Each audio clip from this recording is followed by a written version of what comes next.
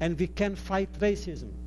And we can say that whoever discriminates a person because of his or her color, or creed, or nationality is guilty, religiously, morally guilty. It's because we remember all that we may proclaim guilty the racist, guilty the hate monger, and guilty the person who today says that our memory has no foundation. I refer to the revisionists. So memory is the answer. What to do with the memory? That is, of course, our task and our challenge. If we are worthy, we can save the world. Surely we can save the world for our children. If we are unworthy, our children will not forgive us. So why were they so few? They were few because indifference, after all, is a very comfortable position. If you are indifferent, you don't take sides, you don't risk your life, you don't have to worry whether the Gestapo or the KGB or anyone will knock at the door. And therefore, actually, indifference is dangerous because it is comfortable. Except for your conscience. But your conscience, you can accommodate your conscience. In conclusion, a very short story, a true story. In Berlin, a few years ago, Yad Vashem, the Remembrance Authority in Jerusalem, decided to give the Medal of Righteous Gentiles to a woman, a simple woman. She had saved the family. So it was Berlin, and they came, it was a big to-do, and there were many newspapermen there, television, printed press. And everybody asked the woman, "Madam, why did you do it?" And again, she didn't understand the question. And they insisted, "Why did you do it? Why did you risk your life, the life of your family? Why did you do it?" And finally, she could take it no longer. And she straightened herself up. And she looked straight into the eyes of the journalists and the cameras. And she said, "Gentlemen, you want to know why I did it? I will tell you. I did it because of self-respect."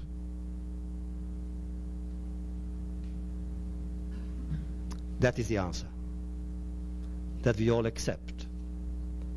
Self-respect. Why remember? Because of self-respect. Why move others out of their indifference? To teach them self-respect.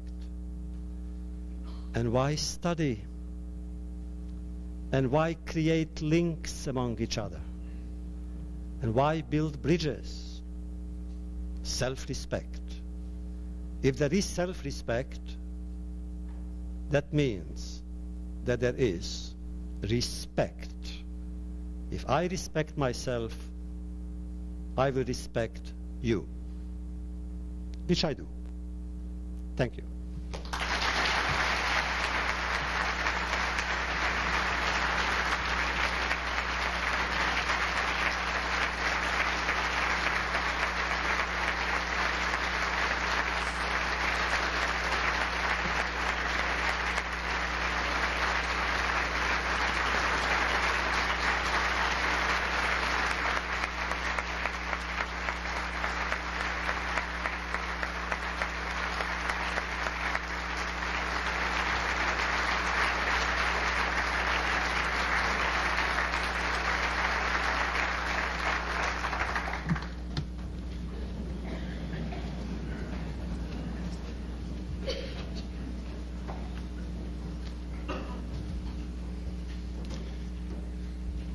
Thank you for your presence and your remarks,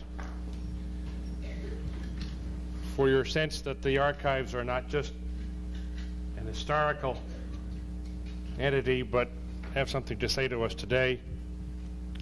Dr. Wiesel has agreed to take questions, and recognizing the circumstances of all of this, the only ground rule that I would require of you is that your questions indeed be in the form of questions rather than taking this opportunity to make a statement of your belief about whatever. And if we can abide by that, I'm not going to presume to come between Dr. Wiesel and his audience, and we'll let him field his questions for himself, reserving the right to intervene if that condition is violated. Dr. Wiesel, your audience.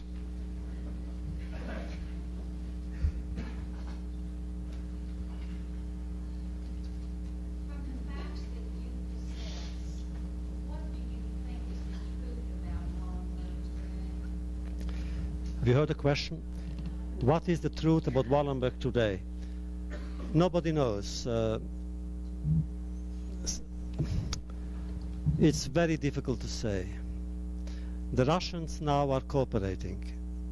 Wallenberg's half-sister went to Russia, invited by the Russians, invited by the KGB of all people. And she and her entourage could have access to places where no one ever had access before.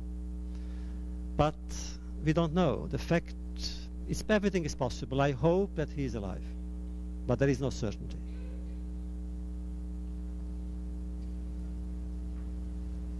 What do you think is behind this trend against memory? Why the trend against memory? It has political as well as human reasons. The political one is this is the best way to attack Israel. Some people say what shielded Israel was the memory after all. If you undermine the memory, you undermine Israel. Some go even farther. Those who are the enemies say that Israel now is actually doing what the Germans were doing then. And they call names. The name calling then is obscene. That is the political reason. The second one is the cheap universalization. There is a desire among good people too to say, look, everybody suffered. Jews were not the only victims. There were other victims, and therefore why compare, why make distinctions? We are all equal. Now, it's true, other people also suffered. It's true. And we must remember everybody. But I think that in mixing them up, in mingling them up, we are doing an injustice to all. I think every tragedy must be remembered.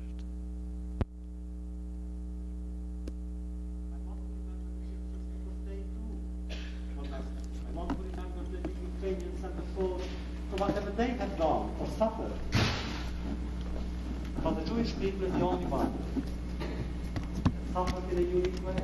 There is a uniqueness in the Jewish suffering. No other people lost what we have lost, including children. No other people was destined for extermination in its entirety.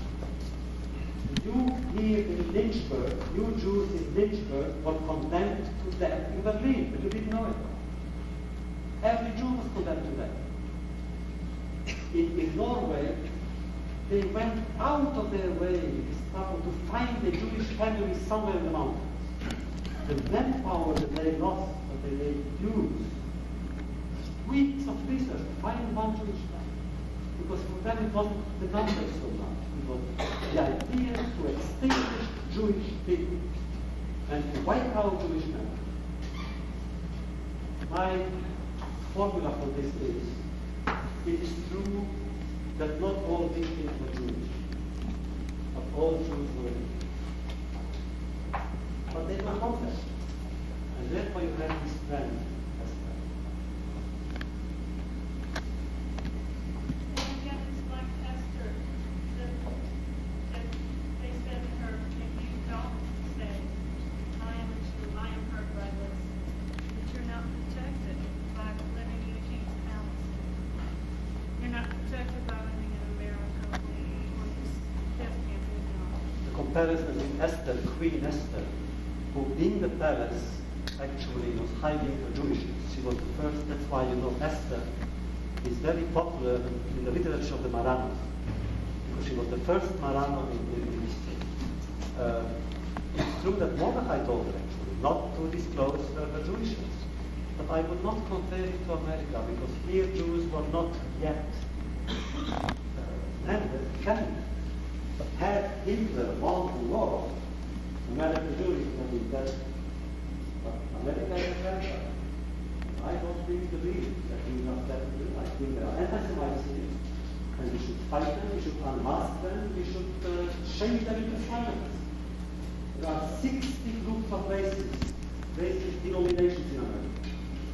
Against blacks, against Catholics, against Jews. So who hates everyone. They begin by hating Jews. Then they hate all the other people. How? Cannot. What would have happened if there were 100,000 laws? If there had been 1,000 laws, there would have been much less. The area was less. It would have been what some of the money, weapons, except the Jewish army. And yet, the first civil uprising in occupied Europe was the Warsaw Ghetto. Not Warsaw, but the ghetto area. And we took the German army, led us, and yet they received no weapons from anyone. Just imagine what would have happened if all the underground movements, all the ghettos, all the camps had received weapons. Even militarily would have changed the situation. But none of his predecessors has done what he has done. Opening the gates after all, giving a voice to some dissidents, freeing. I was 5 times in Russia. Between 65 and I was for the first time in Russia, and I wrote then a book about Russian Jews. And the last time was last February when I went to open a Jewish Cultural Center in Moscow. So I've seen the difference.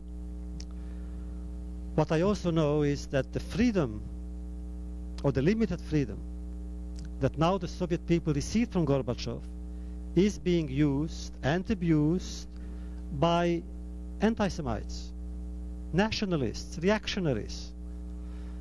And even the Russian people told me, and they still tell me, that if Gorbachev is ousted, they in Russia will return not to Brezhnev or to Khrushchev, they will return to Stalin. And the first victims will be Jews. And therefore I feel that we must save all those who want to live anywhere. They should be saved. And then, at least if it comes, I hope it won't come, we will think that some lives were saved thanks to our generosity. I'd like you to know there's a question back there. But I'm sorry. I agree with you that it is important that we not permit the Holocaust to be de-Judaized, but I wonder if there isn't also a danger on the other extreme, which is to say of making the Holocaust seem exclusively a Jewish issue with no moral ramifications for the world at large. No one said that. I think the Holocaust is a Jewish tragedy with universal implications. We all said it. Maybe some fanatics will disagree, but really every Jew will tell you the implications are universal. What will be your life's mission? You are very generous with my years.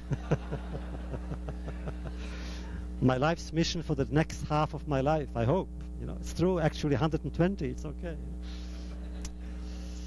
Oh, I have not really changed much. I have been doing what I'm doing now since 1955, really, when I began writing and teaching. I really believe that I belong to a strange generation, which is the most threatened minority today. Those of us who were there, very few of us are still alive.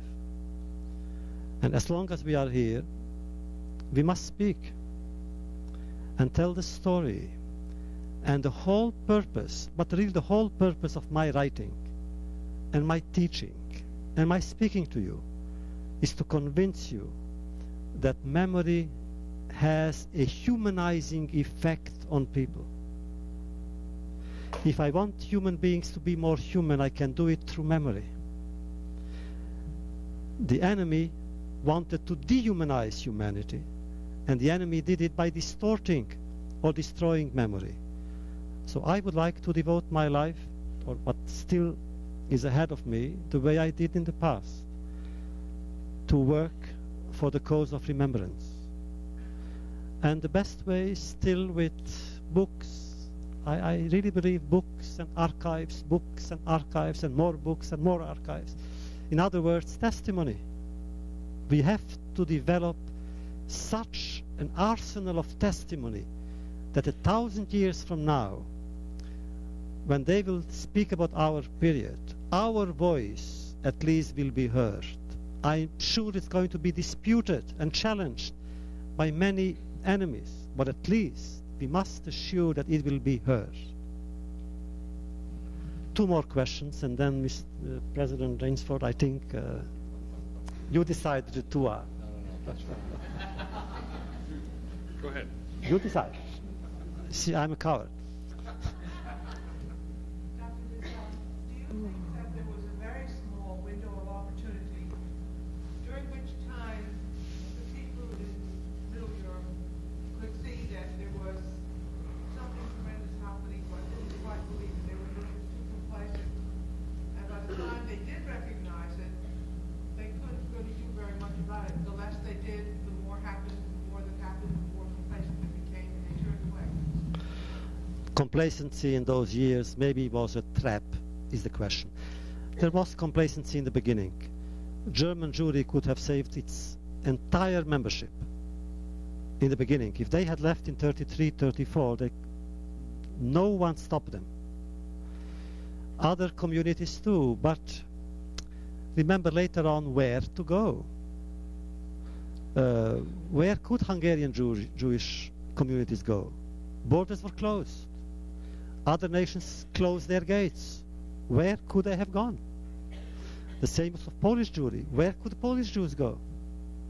So it's true only mainly about German Jewish communities, Austrian and French to a degree. But the Eastern European communities, where the bulk of the population lived and created and worried, they had nowhere to go. Secondly, our enemy had worked it out so well that the enemy turned our strength into our weakness. What do I mean by that? The strength of the Jewish people, at least one aspect of our strength has always been the family. There is no doubt that if the Bible insists so much on the family laws, is because without those laws, the Jewish people would have vanished in the desert, even before becoming a nation. The family which kept the Jewish people alive became a trap during those years. Young people could have saved themselves to the mountains, to the partisans, to Palestine, to America, to Poland, everywhere, to Portugal. Many, many, many young people said, how can I leave my parents? And they stayed together with the parents. Many people came back from havens to remain with the family. So you see, what was our strength became our weakness. And what we have later discovered, really, that the enemy had worked out a system which to the enemy was foolproof. What we didn't do, meaning to prepare ourselves with all the energy available to us, all the genius that occasionally we had, we didn't do that. We didn't invest our genius in rescue the way the enemy invested his genius into destruction. And therefore, the lack of balance, the imbalance, produced a tragedy. And one more. I have a problem. Please, really, I don't know whom to give it. You choose. Over here. Did you have any contact, personal contact with Martin E. Miller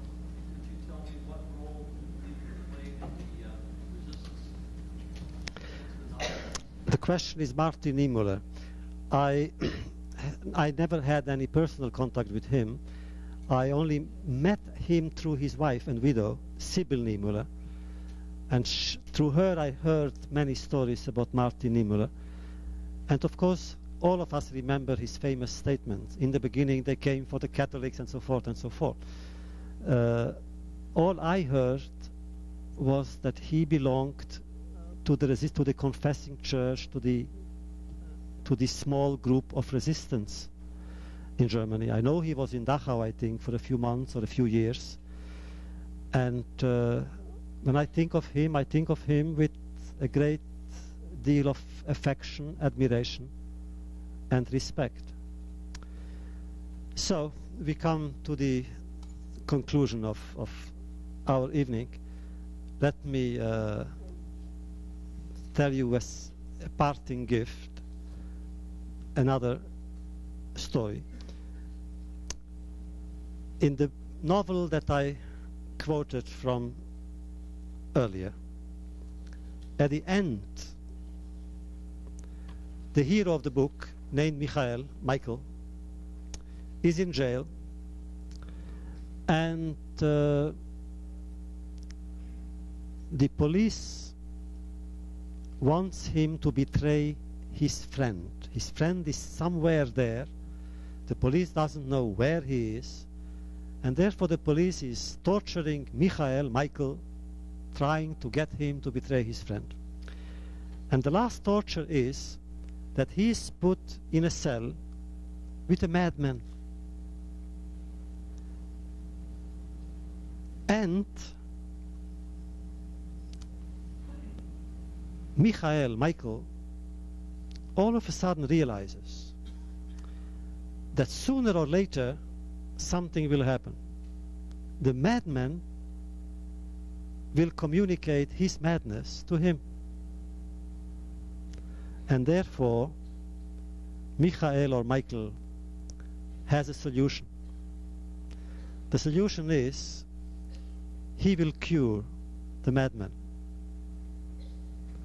And I believe this is what we are really attempting to do with our teaching, with our lessons in classrooms or in books or in essays, in stories. We try to cure the madman, hoping that the world then will survive. And this is the way he did it. He began talking to the young madman, and he speaks to him in this way. Right in this instant, my little friend, there are couples all over the world who think they are embracing, and some who really are. There are hearts hammering because they want to be beside someone who has just departed. And in the wild countryside of some country, just awakening or just falling asleep, there is a woman, any woman, being stoned for a reason, any reason. And nothing can save her from human beings. And there is a man, any man, being deserted, whatever his desires, and he can expect nothing more from human beings. And yet, I tell you, affection exists. It is created and transmitted like a secret formula from heart to heart and from mouth to ear. I know the path of the soul overgrown often know only night, a very vast, very barren night without landscapes. And yet, I'll tell you, we'll get out. The most glorious works of man are born of that night. I know, my young friend, it isn't easy to live always under a question mark. But who says that the essential question has an answer? The essence of man is to be a question, and the essence of the question is to be without answer. But to say, what is God? What is the world? What is my friend? Is to say that I have someone to talk to about God, about the world, about friendship. I have someone to ask a direction of. The depth, the meaning, the very soul of man is his constant desire to ask the question ever deeper within himself, to feel ever more intimately the existence of an unknowable answer. What I say to you, I learned from a friend, the only one I had, and he is dead or in prison. But he taught me that it is in humanity itself that we find both our question and the strength to keep it within limits, or on the contrary, to make it universal. To flee to a sort of nirvana, whether through a considered indifference or through a sick apathy, is to oppose humanity in the most absurd, useless, and comfortable manner possible. A man is human only when he or she is among human beings. It's harder to remain human than to try to leap beyond humanity. Accept that difficulty. Tell yourself that even God admits his weakness before the image he has created. To be indifferent for whatever reason is to deny not only the validity of existence, but also its beauty.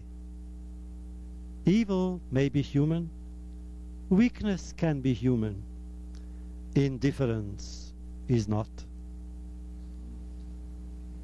Thank you.